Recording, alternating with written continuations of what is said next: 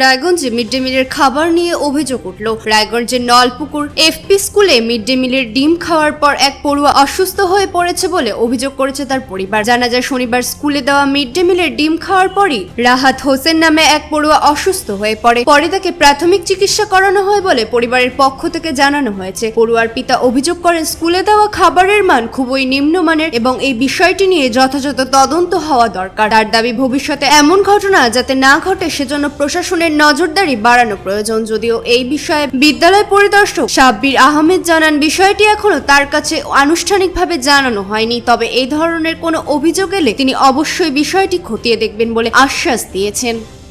Sir বলছি যে আপনার জুয়াডিকশনের মধ্যে বুড়াকামাত প্রাইমারি স্কুলে একটা অভিযোগ হয়েছে যে ডিম খেয়ে ছাত্ররা অসুস্থ হয়ে পড়েছে। আমার একটা অভিযোগ শোনা যাচ্ছে, যে আপনি কি করবেন এই বিষয়ে, কি বলবেন? দেখুন, ডিম খেয়ে অসুস্থ হয়ে পড়েছে এমন কোনো অভিযোগ কিন্তু এখন পর্যন্ত আমার কাছে আসেনি। না কোনো গার্জেনের পক্ষ থেকে এসেছে, না কোনো টিআইসি বা কোনো টিচারের পক্ষ থেকে এসেছে, এরকম কোনো অভিযোগ আমি পাইনি।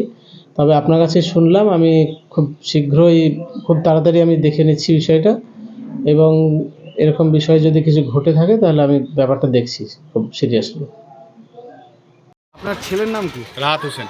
ও এই স্কুলে কোন ইয়েতে পড়ে? 5-এ। ক্লাসে? এই স্কুলের নাম কি? এই স্কুলের নাম হচ্ছে নলপুকুর এফপি স্কুল।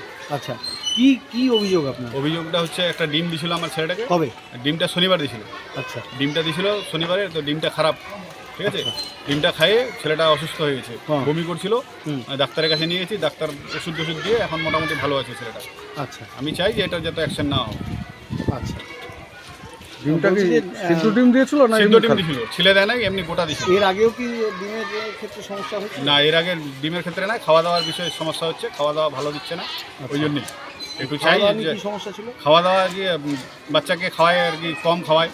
হ্যাঁ, তারপরে সোয়াবিনগুলো যেগুলো দেয় পোকা, সোয়াবিনে, আচ্ছা, সোয়াবিনের মধ্যে পোকা, চালের মধ্যে চাল ভালো না, এরকম খাওয়ায়। হ্যাঁ, তো আমি চাই যত খাবারটা ভালো দেয় স্কুলে। দিদি খরচা করছে এত টাকা, যত টাকাটা কাজে লাগে, আমরা এটাই চাই যত বাচ্চাগুলো ভালো খাক। আমার বাচ্চা মানে সবার বাচ্চা, ঠিক আছে কিনা? আমার বাচ্চা আজকে অসুস্থ হইলো, আরও কারো হইতে পারে তো, তাহলে আমার বাচ্চা যত ভালো থাকে, সবারই বাচ্চা ভালো থাকে, আমি এটাই চাই। আচ্ছা। আর কিছু নলপুকুরের বাসিন্দা। রায়গঞ্জ থেকে রামকৃষ্ণ দাসের রিপোর্ট, কুলিক নিউজ।